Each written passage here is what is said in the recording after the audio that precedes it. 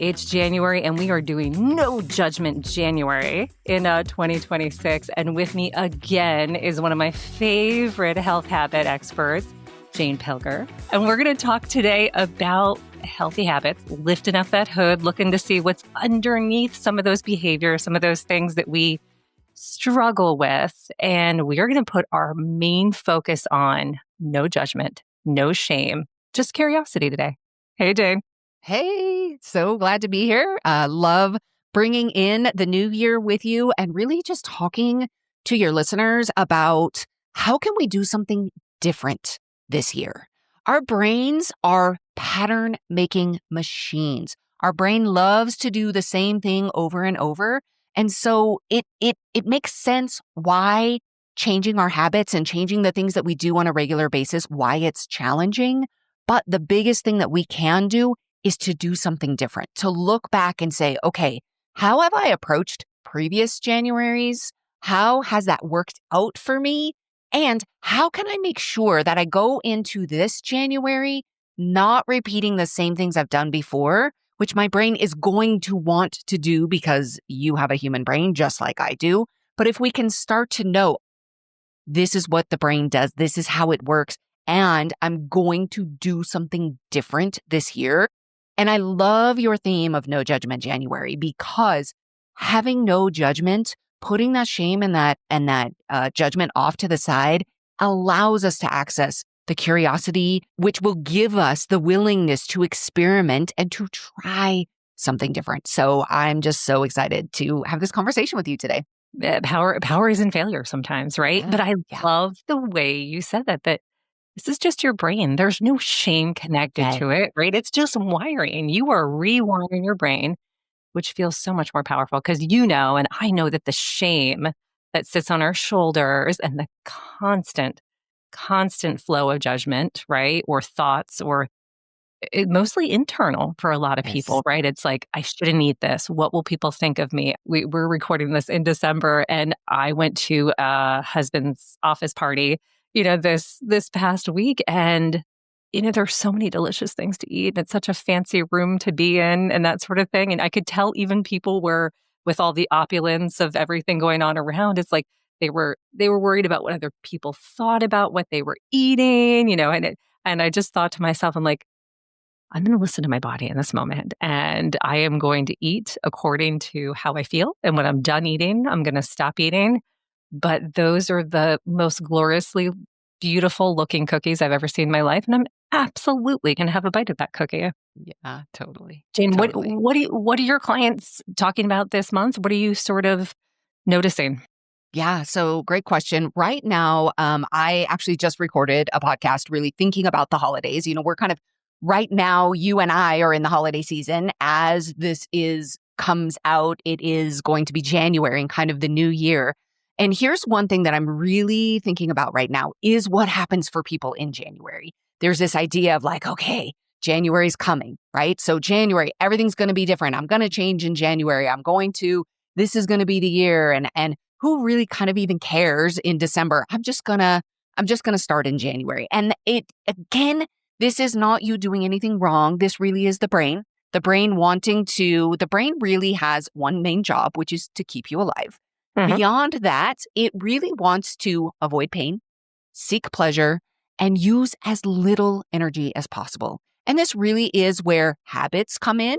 When something becomes a habit, it's something we do regularly, our brain doesn't have to think about it. It really is that kind of use as little energy as possible because we're just going to repeat this thing over and over again. Yeah. And if we're talking about the habits of eating, for example, it also is we're kind of seeking that pleasure. We may be avoiding the pain of that challenging thing that I don't really want to do or whatever it is. So all three of those motivations of seeking pleasure, avoiding pain, and using as little energy as possible are really in place with all of that. So then that makes a lot of sense. And so it's so natural to be like, later, I will start on Monday. I'll be good tomorrow. Let me just get it out of the house now. January 1st, January 1st is when I'm going to be perfect. And what happens is that we end up setting ourselves up for this internal battle. So one of the things that I'm actually working on right now for my group program is we really dive a lot into the internal work. What's happening inside?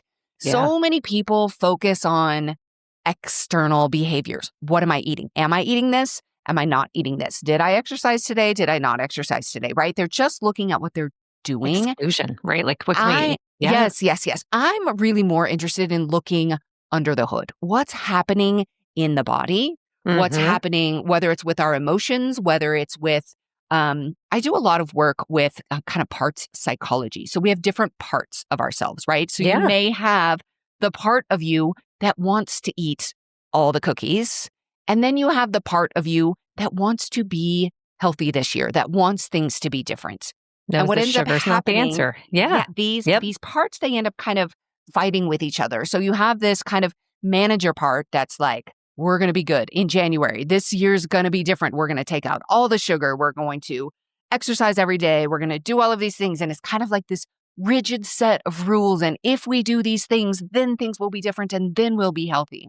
But Yes. then you have this other part that's like, wait a second, I don't really want to be controlled. I don't want all that rigidity. I don't want all of that. It's like you're kind of trying to tell me what to do. It's like, don't tell me what to do. And Mm-hmm. then that part comes in and there's a little bit of rebellion there. And so that's when you find yourself eating Rebellion feels all good. of the cookies. Sometimes Rebellion it feels does. good. Yeah. Yes. But what's interesting with rebellion is that rebellion is really fueled by anger, by resentment. There we There's go. like underneath what's actually fueling the rebellion isn't really what's going to kind of give us that like long-term thing.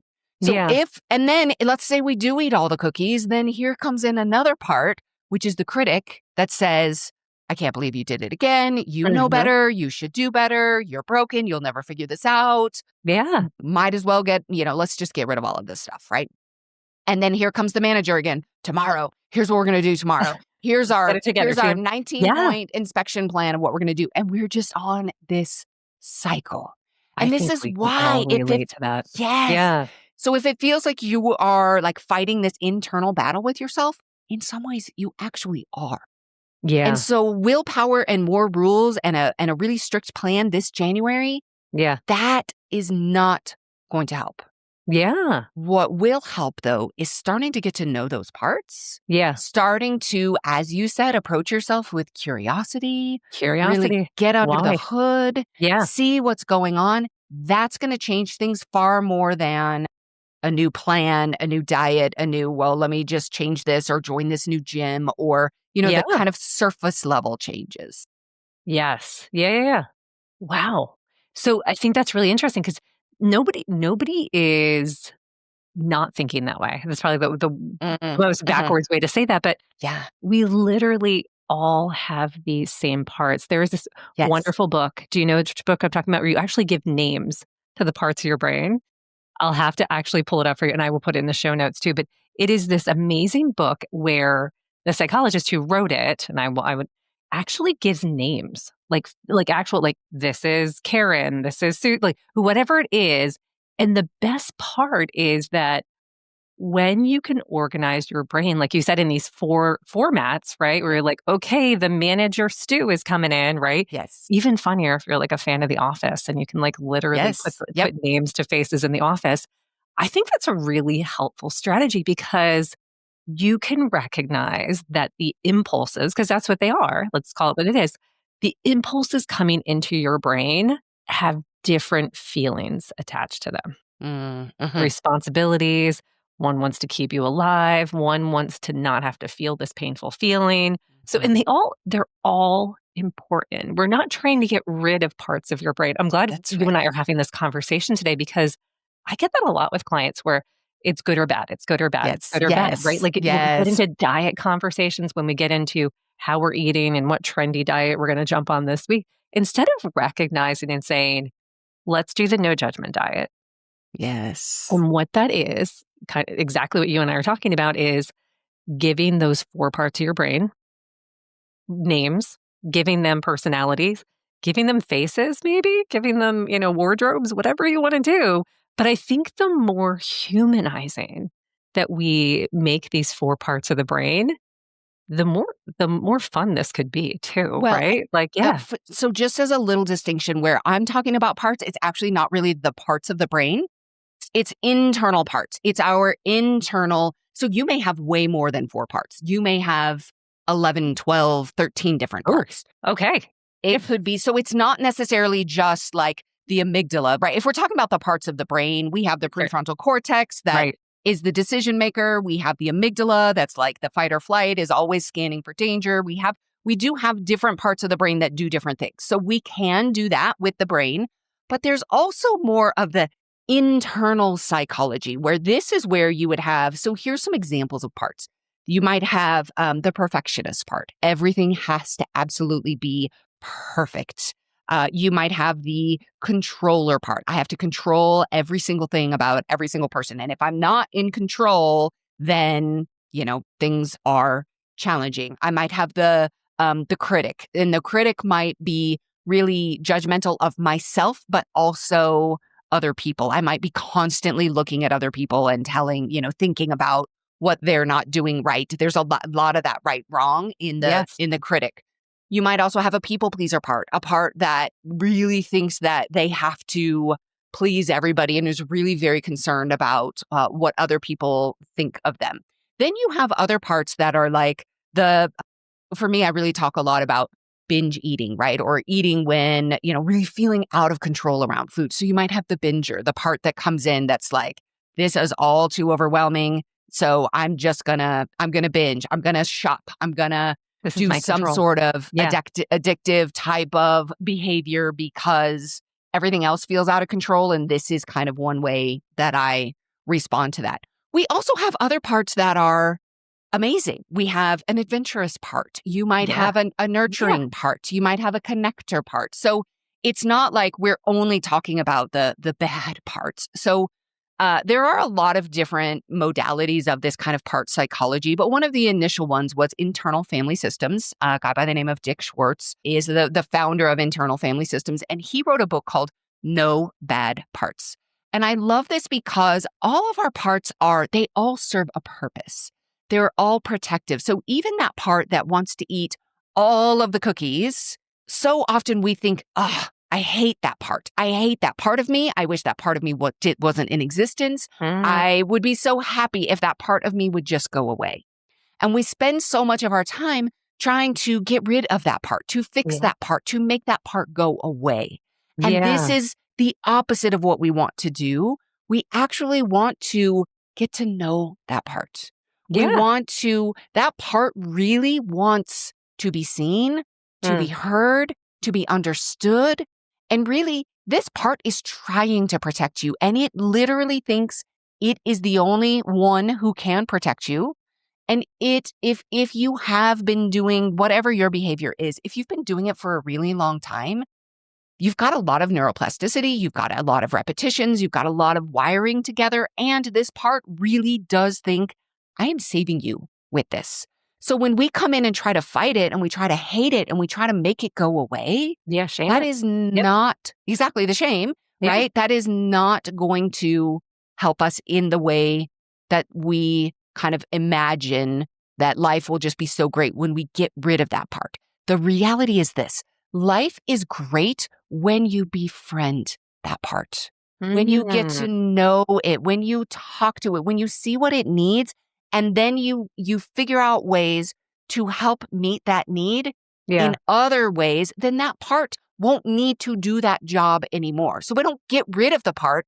We actually end up giving it a different job. Oh, okay. Yeah. Yeah. Tell Yeah. me what Yeah. that looks like. What's a strategy in that sphere? Okay. So strategies. Great question, because people who are listening are probably like, tell me what to do. He's Right. like, help, So help, help. Yeah. yes, yes. Okay. So let's talk about this first. Where you were talking about giving your parts a name can be really helpful. There are a couple of different ways you can do this. The first place to start is always awareness. We cannot change what we're not aware of. So the first thing that I want you to do is really just start thinking about it. You might even take a kind of an inventory, start just cataloging your parts. It's like, wow, you know what? There's this part of me that is really like adventurous and loves to do the thing, really outgoing. And Mm-hmm. sometimes there's this part of me that's like, I don't want to go anywhere, or feels really maybe feels really small, really wounded, really young. Maybe there's another part of me that's like, oh, I just want to rage sometimes. Or the part of me that does sometimes want to just eat until I literally cannot eat anymore. Mm-hmm. So if you can kind of take an inventory, just what are my parts? Now, as far as identifying them, you can do a couple of different things. You could name them just in terms of kind of their role, like the binger, the critic, the perfectionist, the manager. I have a client who calls one of hers the taskmaster, right? So Okay. Yes. so you kind of have names like that. You could also come up with actual names, especially if you have a relationship. I've got one client who calls her binge part Betty.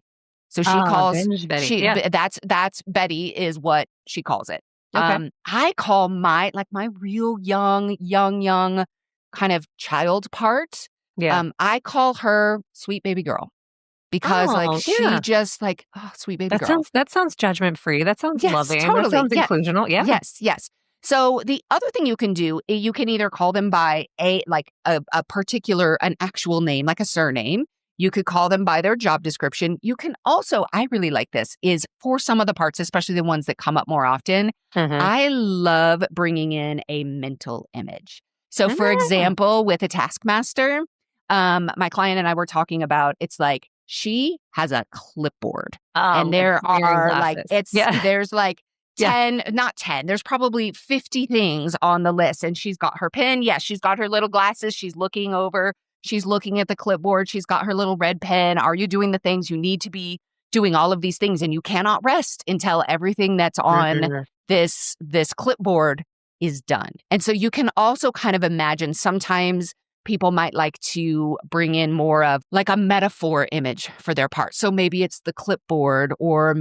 maybe perfectionist. It could be, Could look like a Barbie doll. Could be very there like, you go. right? Yeah, Yeah. that's a great Yep. one. Yes, Yep. that's a great one. So bringing in some sort of, our brain loves metaphors and our Mm-hmm. brain loves imagery. Yes. So using a name, an image, a symbol, something like that can really, really help. And what this also does is it helps create some space between you and that part. So here's the key for everybody listening. You are not your parts. Your parts are an aspect of you, and they get formed based on things that happened as we were growing up in childhood. Your parts can form literally anytime. Anytime we can have new parts form. Anytime you have, essentially what happens is this. Anytime you have something challenging that happens in your life, painful, it could be emotionally painful, it could be physically painful, Yeah. your body, your brain, your nervous system really catalogs it. And it's like, never again. Mm. Never again will this happen. And a lot of times when that happens, a protective part emerges that's like, all right, I am going to make sure that this never happens again. So, Yeah. for example, I had a bike accident, pretty severe bike accident 5 or 6 years ago now. And when I get on the bike, especially when it's really windy, I have this part that's just like really, really protective part that's like never, like we don't Like a want to go physiological through response, all of that. right? Yes, Body yes, tightens up to protect yes, yourself from that. absolutely. So these protective parts they're there, they're part of our experience. But as we name them and as we can see them, so I can be on the bike and I can watch myself, then I can start talking to myself. I'm like, oh, there's that part. There's that part that's scared of Mm-hmm. crashing again. And here's the reality. Even though our parts are really trying to protect us, often the methods they use are likely setting us up for the exact pain they really are trying to help us avoid, right? So Yes. for example, on Yes. the bike, I'm really tense. So this part of me is like, no, we don't want to crash again. But guess what? When you're riding and you're really tense, you are way more likely to crash Amen. than Yep. when you are more relaxed, right? So it's a matter of seeing it, noticing it, and then talking to that part. I literally will be on the bike telling myself, you're okay. You're okay. You're safe. Relax. You're Like safe. Yeah. yes, you're safe. And here's how you're actually safer when you relax, when you let go. But I can see it's because that part is there. So I'm talking to that part. It's not just me, the scared person. Yeah. So the space that we're giving ourselves in identifying the part, naming them, seeing them as an image or whatever we're doing, it gives us that space to be, oh, there's that part. There's that part of me that wants to go eat all the cookies, but Mm-hmm. I am not that part. Yeah. So often we think, oh, I'm just the helpless one. Yeah. I Go have a ahead. Yeah. client who has a do nothing part. And so her do nothing part wants to just sit on the couch and do nothing. Yeah. And she really, up until we started really exploring and looking at this parts work, she just thought she was lazy. And she's like, why can't I get myself to do these things I really want to do? Yeah. And when you explore it from the getting curious about that, so we're now getting curious about the do nothing part, having conversations with her, making sense of when this do nothing part actually probably formed for her. And we can make so much sense of it. And Yeah. as we make sense of it and she's able to talk to that part, she is literally now doing more on the weekends than she ever did Mm-hmm. before. And it's not because she just had a new plan or January 1st showed along and she was like, okay, I got the perfect planner and now I'm Mm-hmm. going to follow everything that I say I'm going to do. Yes, we're gonna stick to No. it this time. Yeah. Yeah. It was the getting under the hood, getting to the part that, oh, well, let's get really curious. And she was like, when we started talking about this, she was like, I never thought about this as a part. And so we just get curious. We make sense of it. We talk to it. We kind of figure out what it needs. We work with it. Now, all of a sudden, yes, she still has times when she relaxes on the couch, but she also has a lot of these times now where she's actually out and doing things and getting things done and The all of these shame other and the things that fear are just gone. weren't Yeah. possible for her. Yeah. Yeah. It's amazing. A lot of times, and we know this, from psychology, the fight, flight, fawn, right? Yep. Sometimes we don't even talk about the fawn because we're so Yeah. busy with fight or flight that we Yes. don't even talk about fawn. And a lot of times for people, lazy or a Mhm. lazy gene or needing to lay down is really a symptom of overwhelm, is Yeah. fawn, right? It Yes. is a symptom Yes. of overwhelm.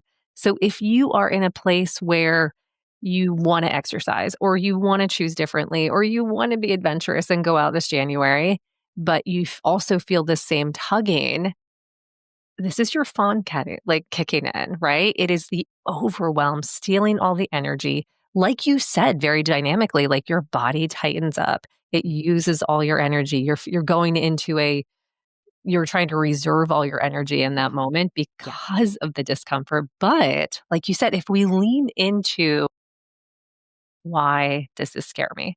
Why am I tensing up? There's so much freedom. There's so much liberation in that. Instead of shaming yourself, like, I should do this. I should get off the couch. I should do this thing. I shouldn't exercise. Ed, digging into the curiosity. Because for me, a lot of clients are, well, I didn't go because I didn't have the energy or I didn't feel this. I said, okay, great. Well, is there a chance you were afraid to go? No, no, no, no. That's not me. That's not me. I'm not afraid of anything. Okay, well, let's pull our ego out for a second and ask ourselves a question. When we walk into a new space, whether it's an office, whether it's a party, whether it's a gym, we're all brand new. And I don't care who you think you are or what sort of mask you put on, there's some real insecurity there. And insecurity shows up in our physiology.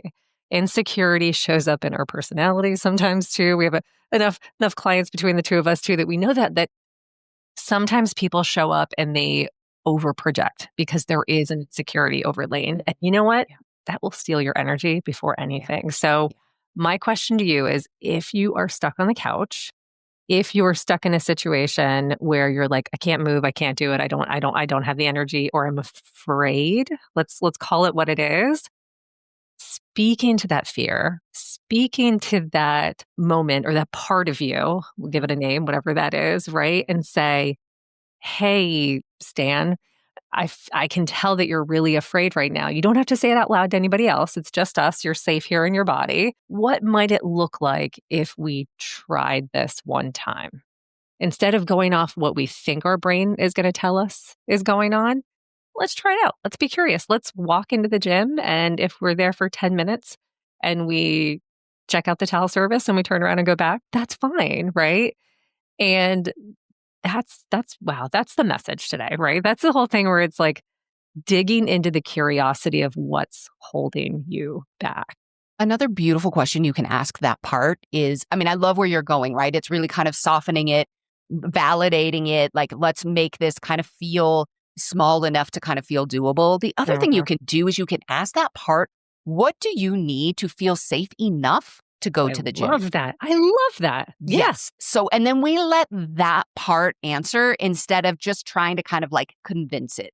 So often what we're trying to do is we're trying to just convince ourselves. If I just push myself harder, if I just do this plan, if I just sign up for an accountability coach, then, if I have to text somebody, then I'll do it. It's like, yeah, but we're not really addressing what's happening under the hood, what's going on that's creating this resistance, that's creating all of this other stuff.